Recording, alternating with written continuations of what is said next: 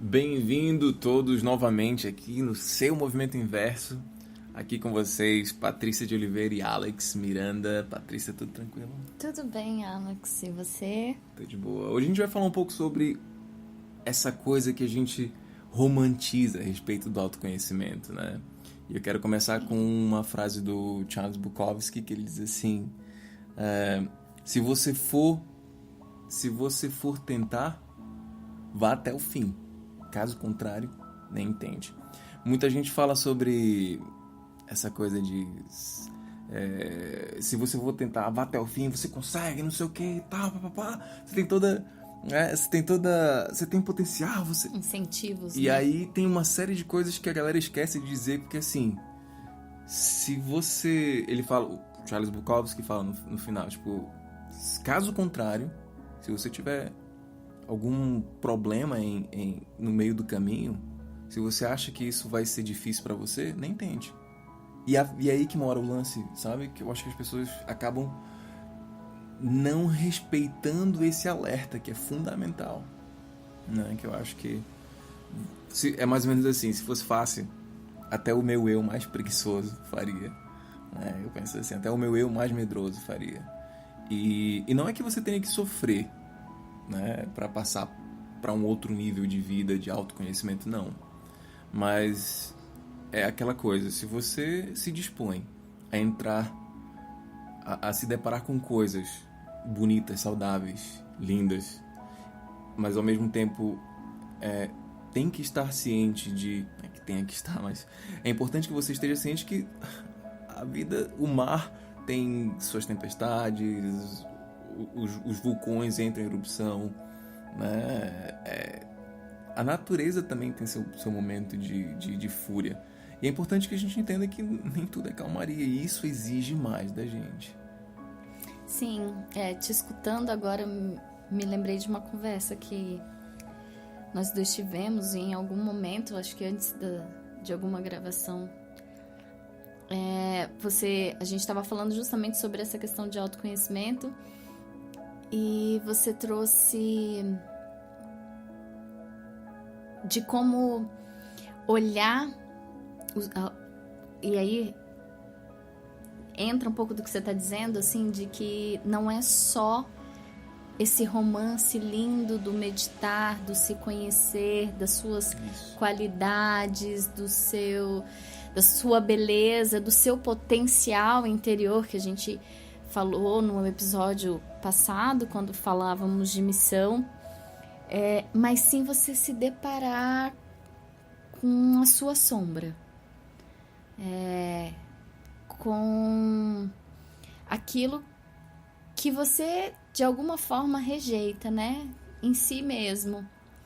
E aí a gente entra nessa questão do romance, né, porque muitos processos hoje eu vejo, inclusive as pessoas trazendo esse romantismo no autoconhecimento, né? E aí é interpretar primeiro o que é a palavra romântico, né? Qual o significado dela? E a gente descobre que romântico é o oposto de clássico, ou seja, uma ilusão. E não necessariamente a ilusão, mas aquilo que você tem como idealizado na sua cabeça. Exato, né? exato. Aquela ideia clássica que os nossos pais passaram, tipo, de você ter praticamente uma maratona para correr. Você vai crescer, vai, né, vai pra faculdade, vai pro trabalho, vai fazer família e tal. A partir daí, depois você vai aposentar e viver uma vida... Essa fórmula resolveu a vida de muita gente, só que a gente tá numa outra... O jogo é diferente, as regras mudaram, então tem muita coisa que não se encaixa mais aí. E eu lembro de mais ou menos uns 2 meses atrás, tive vou dizer, colega. A gente também não é tão próximo assim, mas digamos que seja um futuro cliente. Ele falando... A gente tá falando de algumas coisas pessoais, eu acabei compartilhando algumas coisas com ele, da minha vida. Aí ele falou assim, no meio da conversa, ele falou assim, caramba, isso faz muito sentido e tal. E aí, depois de um tempo de conversa, ele falou assim, mas como foi que você fez pra descobrir tudo isso aí que você tá falando? Eu falei assim, cara, E aí eu parei pra pensar aquele momento assim, eu já sabia a resposta, mas eu fiquei assim, é uma série de coisas, não é só uma. O que você tá fazendo, o que eu tô te entregando aqui é o sumo de um monte de coisa que eu já passei. Mas tudo começa com a autoobservação. Porque, assim, autoobservação para alguns é algo que exige silêncio. O meu mecanismo, esse comecinho para mim foi isso, foi um silêncio, foi exigido de mim. Eu vejo, inclusive, isso, Alex, assim, muito em meus atendimentos, sabe? Uma das coisas que eu trago é que quando, por exemplo, eu recebo um cliente para acupunturar, eu sempre digo, observa o seu corpo, o que ele vai dizer nesse período, qual a mensagem que ele vai passar. E aí você começa a se deparar com essa observação o paladar tá como? Nossa, meu paladar tava assim, eu tava mais sensível. As mulheres, não, durante o período tal, minha secreção aumentou, ou eu tive mais cólica, ou nossa, eu nunca tive cólica e comecei a ter, ou meu fluxo tá assim, tá irregular. Então, eu sempre trago que um grande passo para esse autoconhecimento é você observar aquilo, primeiro até que alimentar, o que seu corpo pede, né? Qual paladar que você sente mais prazer?